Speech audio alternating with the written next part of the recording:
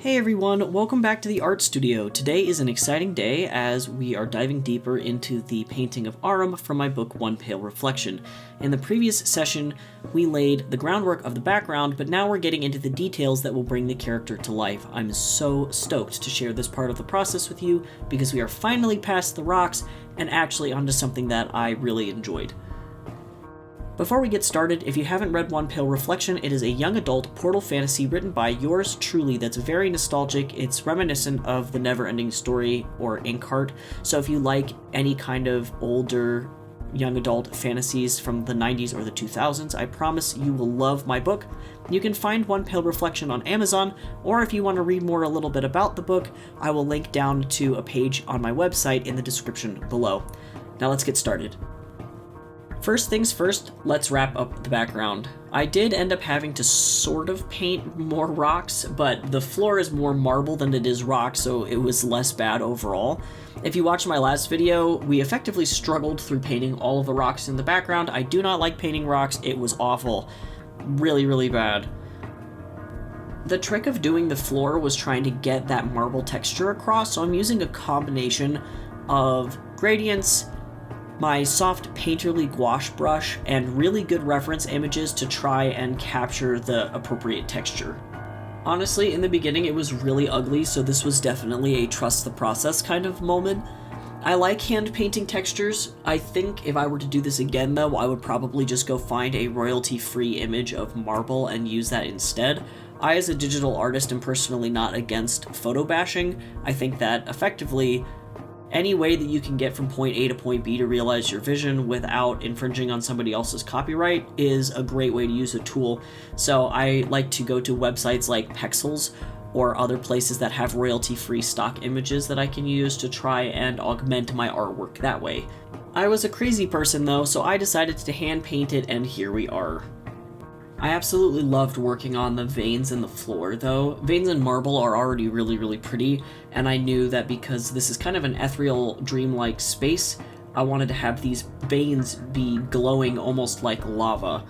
If you haven't watched the last video, we talked a little bit about where Aurum is and why the environment kind of looks like this, and the dreaminess, the etherealness of it is a really important thing to get across.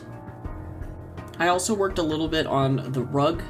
I wanted the rug to be kind of old and worn, and at this point I did actually do some photo bashing because I didn't want to hand paint the texture. I had effectively slowly lost my mind at this point, so while my brain was not mush, I made the decision that I was not going to torture myself any more than I needed to.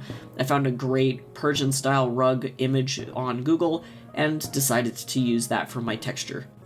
If you're unfamiliar with photo bashing is a technique in digital art where you take photographs of existing things, maybe several photographs, mash them together, and then digitally paint over top of them. This can give you a really good idea of lighting and also can allow you to build a composition really quickly if you're making something like concept art, but you can also use photos in an augmentative way when you're making digital artwork. It's really at this point that the background is pretty much done and everything is starting to come together, so I can now safely move on to other elements of the piece. Moving on to Aurum himself, I'm laying down the flat colors. This is a pivotal step where the character starts to take shape. I can separate the character from the background, and we can see how all of the colors are going to play together. Aurum, born of dark magic, demands a very carefully selected color palette. I opted for a deep purple for his skin to capture the otherworldly nature that he just exudes.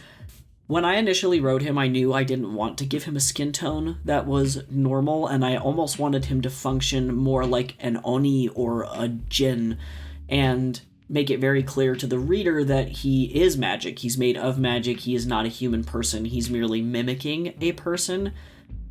He's also a little bit of an opulent guy. He likes wealth and he likes attention, so he definitely chooses to not only wear things that mimic Black Knife's typical color palette, black and red mainly, but also to wear lots of jewelry, lots of gold, show off that he thinks very highly of himself.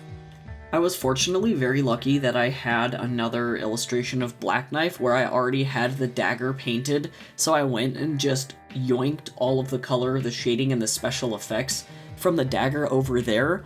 I saved myself loads of time doing this, so thanks past me. I really love this dagger. It's not just an accessory in this particular case, it's actually an anchor for the narrative, so I wanted to make sure it, in terms of color, stood out completely from the rest of the color palette. So while Aurum himself and the floor, the environment, everything that he controls is a lot of black and red, the dagger itself is blue cyan to make sure it stands apart from the background. It is obviously a magical tether between Black Knife and Aurum, and I wanted to make sure that when people look at this painting, that's one of the first things that they see. Color theory can be really important when you're trying to guide your viewer's eye around the piece, especially when you're trying to do something like narrative illustration. We just want to make sure that our viewer looks exactly where we want them to at the right time. Now I'm on to something normal. I feel like I paint skin so much at this point. I am pretty much on autopilot when I do it, but I still really enjoy it. It's very meditative for me, and I really like bringing out the depth and the nuance in every single plane that makes up the human body. It's just really fun. I oftentimes will zoom out to just kind of look at how things are coming together. Not only is it a joyous moment for me because I get to get a little bit excited about how things are harmonizing, but also it's to double check my own work and make sure all of the lighting lines up, to make sure I'm not missing anything. Everything, though, so far is starting to slowly come together. I'm definitely looking at reference images also off this screen. I believe at this point had references pulled up from some of my favorite artists, including David Ardenarius Lajaya and also Ness Kane. I love the work that Ness Kane does for Blizzard, and I'm consistently trying to push myself to improve my own work and understand the human form better and better every time I do it. His eyes are so pretty, and they were definitely one of my favorite parts to work on. I can't wait to share the final stages with you in the next video. It'll be the final one, and we'll be diving into the details of Aurum's clothing, working on the picture frame that goes around the outside of the piece, and adding in the special effects that will bring the painting to its final stage. It's the culmination of hours of work, and I am so excited to show you all the final result. Lots of progress! I always post these works in progress images to my Patreon, so if that's something that you're interested in seeing ahead of time, you can always check that out over there. As always, thank you so much for your support and joining me in my art studio.